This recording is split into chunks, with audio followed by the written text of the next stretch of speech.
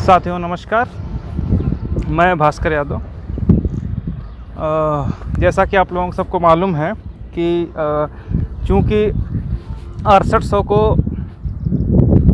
गलत मान लिया था एडवोकेट जनरल साहब ने पिछली सुनवाई में, तो उसी को लेकर के भास्कर सिंह यादव एंड अदर्स के नाम से हम लोगों ने एक फ्रेश पिटीशन फाइल करी थी, जिसमें ये प्रेयर थी कि जब आपने 6800 को मान ही लिया है गलत, तो आप लोग उनकी सैलरी और अन्य जो सर्विस बेनिफिट हैं वो रोक दिए जाएं। इसको लेकर के जो हमारी फाइल हुई थी पिटीशन, वो परसों जस्टिस इरशाद अली के यहाँ सुनवाई हुई। इरशाद अली साहब ने भी पूरा एंटरटेन करने के लिए बोले कि ठीक है, जब आपने 6800 को गलत मान लिया है, 6800 इन द सेंस जनरल वालों को 6800 की बात हो रही है, यहाँ पर 6800 रिजर्व कैटेगरी कैंडिडेट्स की बात नहीं हो रही है। तो हमारा ग्रीवांस सिर्फ इस पिटीशन जो हमने फाइल की थी इतना था कि जो 6800 जनरल कैंडिडेट हैं जो गलत थे और जिनका on oath state of Uttar Pradesh की तरफ से एडवोकेट जनरल ने स्वीकार कर लिया है, उन अभ्यर्थियों को पहली चीज़ तो छांट करके सॉर्ट आउट करके उनको जो भी उनके सैलरी है बेनिफिट हैं उनको तत्काल प्रभाव से रोक दिया जाए। और इसके बाद जो 3.86 है और 16.60 वाला है, वो मैटर 13/156 में हम लोगों का जब डिसाइड होगा उसके साथ में कर लिया जाए। तो इसको लेकर के जो हमारी पिटीशन थी, परसों इरशाद साहब के यहाँ सुनवाई हुई कम से कम 1.25 घंटे। तो हालांकि हम लोग सोच रहे थे कि कम से कम सुनवाई होगी, लेकिन लंच के बाद चूँकि इरशाद साहब बैठ गए थे इसलिए बहस हुई। तो जब वहाँ पर बहस हुई तो स्टेट की तरफ से भी काफ़ी आर्गूमेंट हुआ, हमारी तरफ से भी मैडम ने काफ़ी आर्गूमेंट किया। तो इरशाद साहब ने यही कहा कि भाई जब आपने मान लिया है तो आप इनको बाहर क्यों नहीं करते। तो रणविजय पहले तो 323 के साथ में कनेक्ट करवाना चाह रहे थे, लेकिन कनेक्ट करवाने से हम लोग मना कर दिए क्योंकि हमको तुरंत रिलीफ चाहिए थी। इसलिए उन्होंने रणविजय साहब ने भी कहा कि साहब इसमें एडवोकेट जनरल बहस कर रहे हैं, इसलिए जब तक वो नहीं आएंगे तब तक इस मैटर को डिसाइड करना उचित नहीं है। तो इसीलिए जो जस्टिस इरशाद साहब थे वो आज इस मैटर को लगा दिए थे। आप लोग परसों भी देख सकते हैं, आज भी देख सकते हैं। तो जब आज राजन राय साहब की कोर्ट में अपना मैटर सुनवाई हुई, तो राजन राय साहब ने जब सुनवाई शुरू करी तो वही हमारी जो रिलीफ थी कि भाई जो गलत हैं तो उनकी सैलरी तत्काल प्रभाव से रोक दी जाए।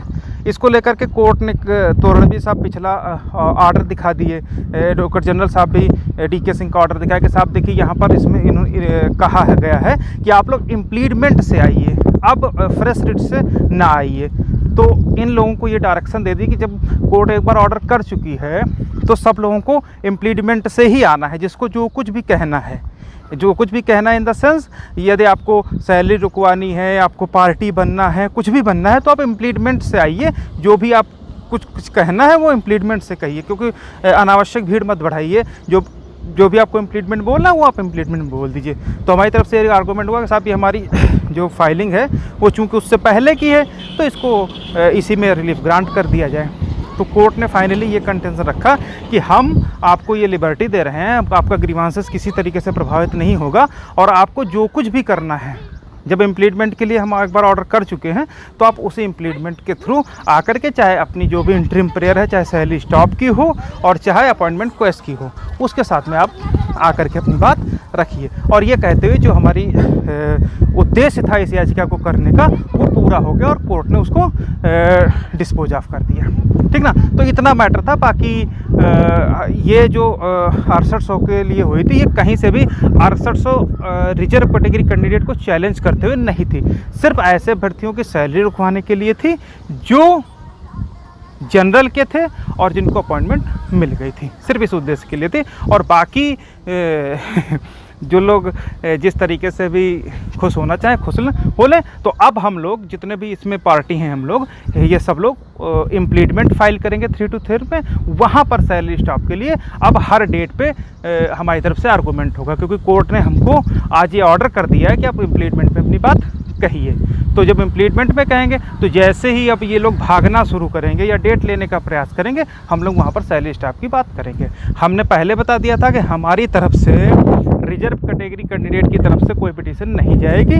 तो मैंने आपको पहले भी खुल के बता दिया था, आज भी मैं खुल के बता दे रहा हूँ कि जो हमारे भाई बहन हैं उनकी अपॉइंटमेंट को हम किसी भी तरीके से चैलेंज नहीं करेंगे।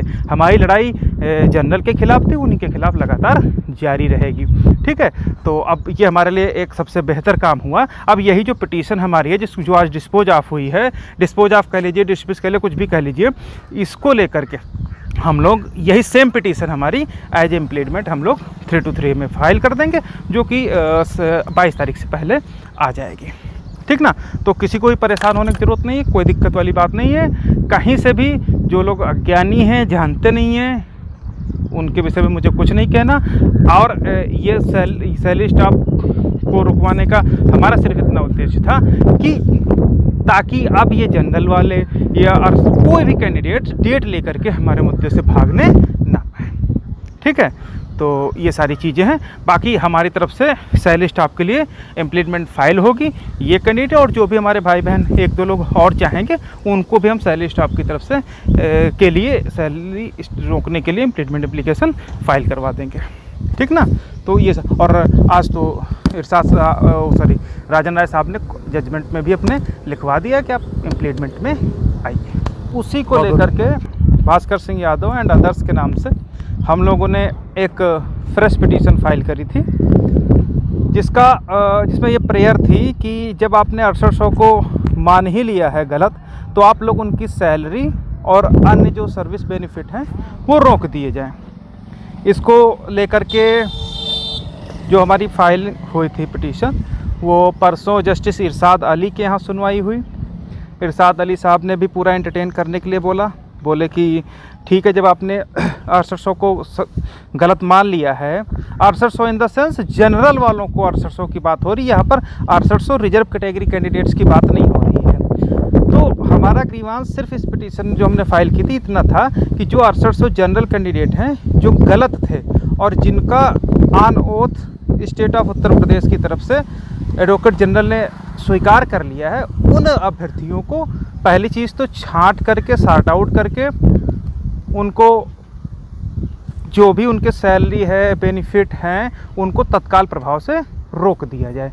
और इसके बाद जो 3.86 है और 16.60 वाला है वो मैटर 13/156 में हम लोगों का जब डिसाइड होगा उसके साथ में कर लिया जाए। तो इसको लेकर के जो हमारी पिटीशन थी परसों इरशाद साहब के यहाँ सुनवाई हुई कम से कम 1.25 घंटे। तो हालांकि हम लोग सोच रहे थे कि कम से कम सुनवाई होगी, लेकिन लंच के बाद चूँकि इरशाद साहब बैठ गए थे इसलिए बहस हुई। तो जब वहाँ पर बहस हुई तो स्टेट की तरफ से भी